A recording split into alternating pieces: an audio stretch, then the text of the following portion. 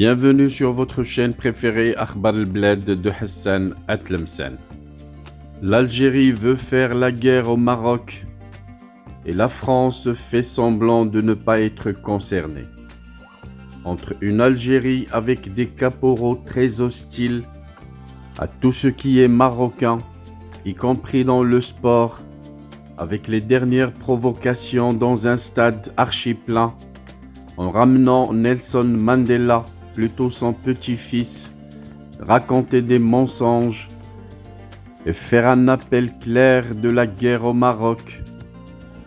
en infraction à toutes les lois sportives, en infraction à toutes les règles de droit international, un public qui scande des slogans racistes contre les Marocains, et entre la France qui fait semblant de ne pas être concernée,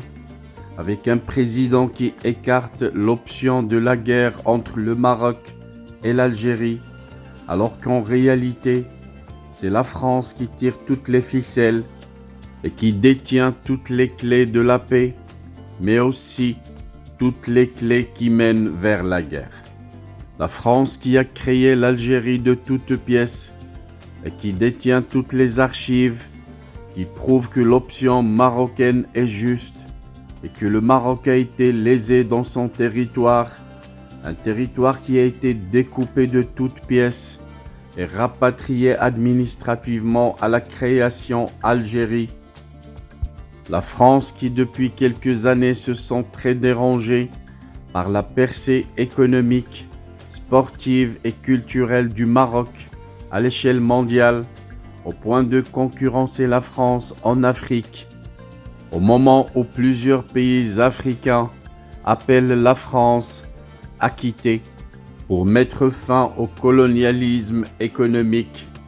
qui a continué après l'indépendance. Dans un entretien fleuve accordé à l'écrivain franco-algérien Kamel Daoud dans l'hebdomadaire Le Point, le président français Emmanuel Macron écarte toute perspective de guerre entre le Maroc et l'Algérie, mais pointe la volonté de guerre chez certains qu'il aurait gagné à nommer. La conversation se voulait un moyen de faire un point distancié, décontracté, voire légèrement décalé sur les relations entre la France et l'Algérie, et c'est presque naturellement que la question sur les tensions entre Alger et Rabat a été abordée dans un long entretien accordé à l'écrivain franco-algérien Kamel Daoud dans les colonnes de l'hebdomadaire Le Point, paru la semaine dernière. Le président français Emmanuel Macron s'était voulu rassurant, écartant tout risque que la crise profonde entre les deux plus importants pays du Maghreb n'aboutisse à un conflit armé. À la question de savoir si une guerre est possible au Maghreb, et voulant qu'à la lumière du conflit entre la Russie et l'Ukraine, l'impensable est possible, le chef d'État français s'est voulu confiant. La question est importante. Je ne veux pas le croire, le penser, parce que ni l'Algérie, ni le Maroc ne sont des puissances irrationnelles. Pour ce qui est de l'Ukraine, il s'agit de la conséquence d'un processus politique qui vient de loin, qui repose d'ailleurs sur un puissant ressentiment des Russes. Mais c'est aussi le non-respect de l'intégrité territoriale d'un peuple aux confins de l'Europe, par une puissance impérialiste, a déclaré Macron, coupant court à tout parallèle entre la situation en Europe de l'Est et celle en cours au Maghreb. Mais tout en affirmant ne pas croire à une perspective de guerre entre le Maroc et l'Algérie, Macron admet que la tension entre les deux pays est là, réelle, et ce qui est alarmant, c'est quand la tension devient structurante du fait national et de la vie politique de part et d'autre. Le président français appelle ainsi à l'apaisement un élément important pour l'Algérie, pour le Maroc et pour la France, et alerte sur la volonté de certains de vouloir envenimer la situation et pousser vers une confrontation directe entre les deux pays. Je ne crois pas que la guerre soit une réalité qui va survenir. Par contre, je vois la spéculation chez les uns, le fantasme chez les autres, et même la volonté de guerre chez certains, et je vois la distance que cela crée, a-t-il souligné. Le président français aurait cependant gagné à nommer ceux qui spéculent, qui fantasment et chez qui il y a une volonté de guerre. À date, ce n'est pas le Maroc qui a fermé sa frontière, rompu ses relations diplomatiques et décidé un doublement spectaculaire de son budget d'armement pour atteindre les 23 milliards de dollars en 2023. Et ce n'est pas le Maroc qui abrite, entretient, finance et arme un mouvement séparatiste qui peut à tout moment basculer justement dans l'impensable, dans une région du Sahel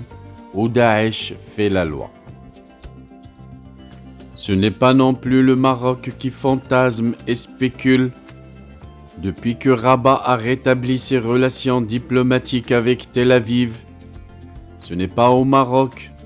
que le porte-voix de l'armée algérienne, la revue El Jaish, a tenu pendant plusieurs mois un discours belliqueux, galvaniseur, préparant à une guerre contre le royaume. Le président français aurait gagné à désigner la partie qui spécule, fantasme et veut la guerre, mais la volonté d'épargner le régime algérien a visiblement été plus forte. Cette volonté risque d'être fortement contrariée par la teneur de l'entretien qui, en dépit des meilleures dispositions au monde,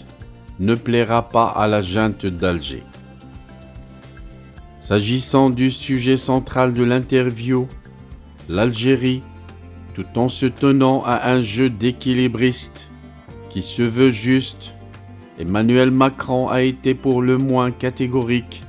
Il ne demandera pas pardon pour les atrocités commises par la France du temps de la colonisation de l'Algérie. Je n'ai pas à demander pardon. Ce n'est pas le sujet. Le mot romprait tous les liens. Je ne demande pas pardon à l'Algérie, a tranché le chef d'État français, et de préciser, le seul pardon collectif que j'ai demandé, c'est au Harki, parce qu'une parole avait été donnée par la République, qu'elle avait trahi plusieurs fois, celle de les protéger, de les accueillir, là, oui. Tout au long de son entretien avec l'excellent écrivain Kamel Daoud, Emmanuel Macron a été analytique, érudit, citateur de Paul Ricoeur et d'Albert Camus. Mais le régime d'Alger ne retiendra que le refus de repentance à l'Algérie et le pardon demandé au Harki, le refus à l'un et le pardon à l'autre, provoqueront certainement une levée de boucliers qui risque de s'ajouter au climat déjà tendu entre les deux pays suite à la nomination du député membre du parti, le Rassemblement national, comme vice-président du groupe d'amitié France-Algérie à l'Assemblée nationale française et à la tribune publiée par l'ancien ambassadeur de France à Alger, Xavier Drincourt. La normalisation des relations entre la France et l'Algérie se fera donc sans cette repentance dans le régime algérien qui fait de la rente mémorielle sa principale source de légitimité, un point axial de sa politique vis-à-vis de l'ancienne puissance coloniale. Elle devra également se passer d'une revendication actuelle majeure de la junte, l'extradition des opposants algériens ayant obtenu ou demandé l'asile en France. Là-dessous, Macron se permet de donner la leçon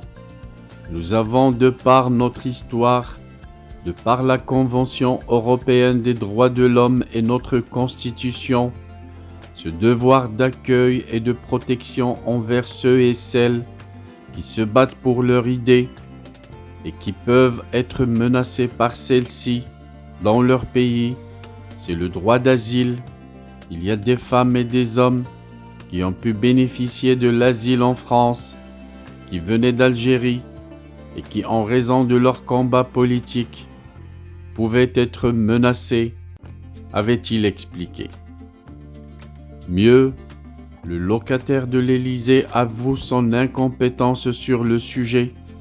Pour lui, il s'agit de décisions qui relèvent du contrôle du juge.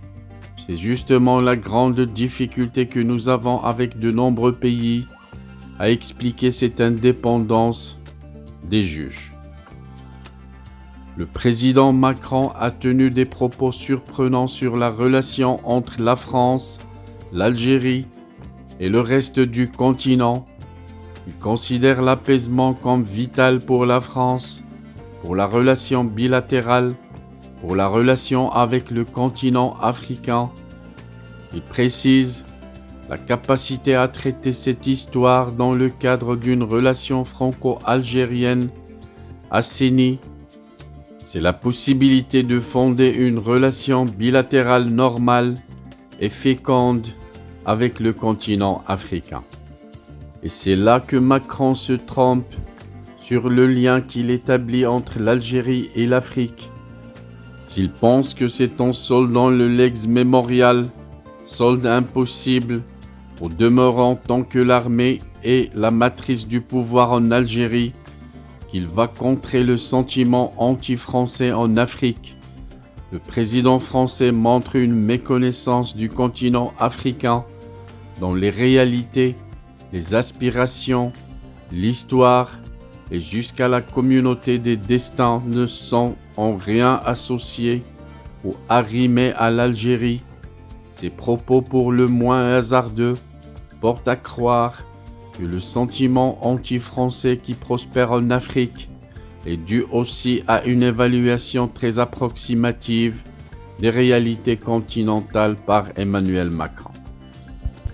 Car sous Macron, et en l'espace de 5 années, la France est en passe d'achever ce qui lui restait d'influence et de sympathie en Afrique.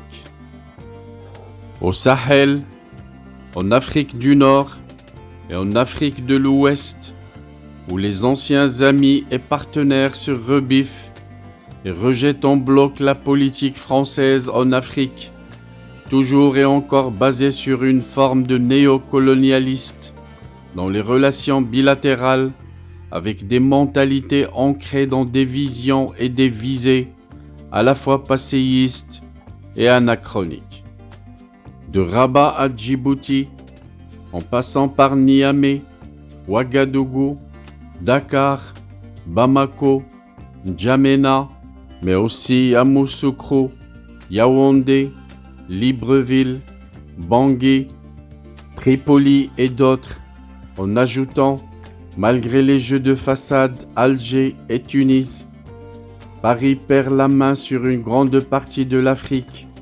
avec l'année 2022 comme point culminant dans ce divorce. Désormais, un divorce consommé entre plusieurs pays africains, jadis amis et partenaires d'une France qui a montré une grande fébrilité dans la gestion de ses relations bilatérales et continentales avec une Afrique qui a changé de visage, qui a évolué, qui a décidé depuis une décennie de prendre son destin en main et de rejeter toute forme de tutelle, quelle que puisse en être l'origine, les tenants et les aboutissants. Un changement de paradigme si profond qui a échappé à l'acuité déclinante d'une diplomatie française, ce qui a donné corps à des ruptures sans retour, comme c'est le cas avec le Mali, qui a renvoyé l'ambassadeur français chez lui, faisant suite au départ des derniers soldats français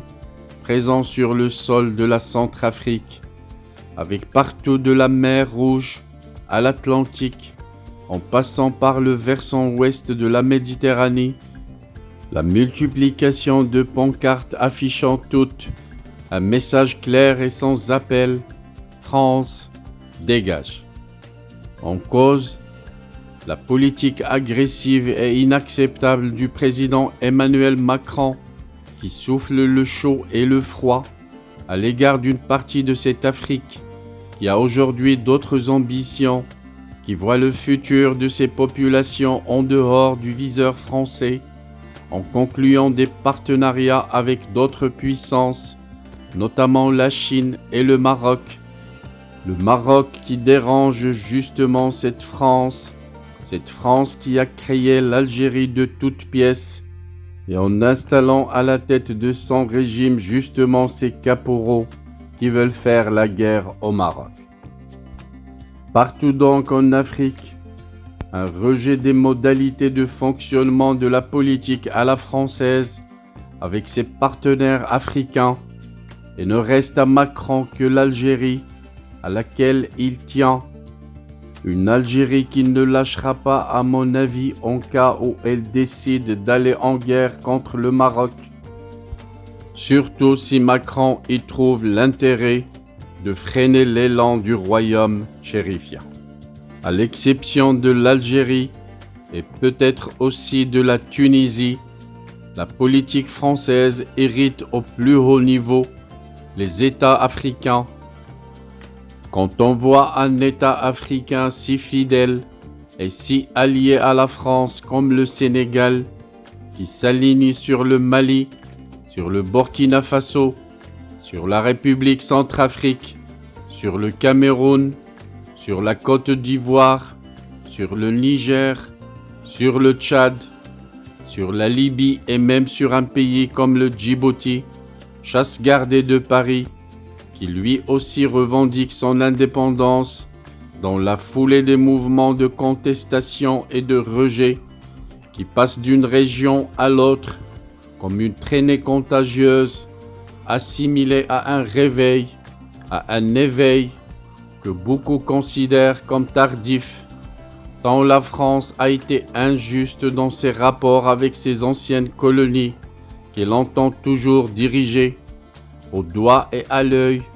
en leur dictant leur politique, le climat des affaires favorable pour la France et sa vision des droits de l'homme, carte toujours brandie quand il s'agit de traiter avec ses alliés du Sud, de tout matiner de leçons surannées que les Africains ne veulent plus recevoir de personne, à plus forte raison d'une France enlisée dans des crises sans fin, à la fois politiques et sociales, sans parler du profond et grave marasme économique qui la pousse à vouloir aller encore puiser dans le réservoir africain qui lui a servi de soupape, de secours et de vache laitière à traire pendant plus d'un siècle et demi. Ce rejet de la part des dirigeants politiques africains aujourd'hui reflète aussi le ras-le-bol des populations africaines qui refusent catégoriquement l'ingérence de Paris dans leurs affaires internes, se servant comme elle veut, donnant des leçons à tour de bras, intervenant militairement là où elle le décide, plongeant des pays entiers dans le chaos, ce qui fait planer le spectre d'une faillite à la libyenne sur des pays comme le Mali, le Niger, le Burkina Faso, le Tchad et la Centrafrique, entre autres, États fragilisés par des décennies d'exploitation par les grandes firmes françaises qui tirent des profits faramineux alors que les populations de ces pays s'appauvrissent chaque jour davantage, matières premières surexploitées, terres rares convoitées, ressources naturelles spoliées durant de très longues années, sans parler des millions d'Africains soumis, maltraités, rendus à l'état d'esclaves par une France donneuse de leçons sur les droits des humains, à être égaux, frères et libres, sans parler du sort réservé à tous les déportés, à tous ceux qui ont combattu de force pour libérer la France, à toutes les victimes des essais atomiques dans le désert du Sahel. Et dans toute cette bruit, l'Algérie cherche la provocation pour faire la guerre au Maroc. Et la France fait semblant de ne pas être concernée. Et c'est aujourd'hui cette colère qui touche l'écrasante majorité des Africains qui va décider de l'avenir de l'Afrique et du sort de la France, y compris son ancienne colonie, son ancien département qu'elle a appelé l'Algérie.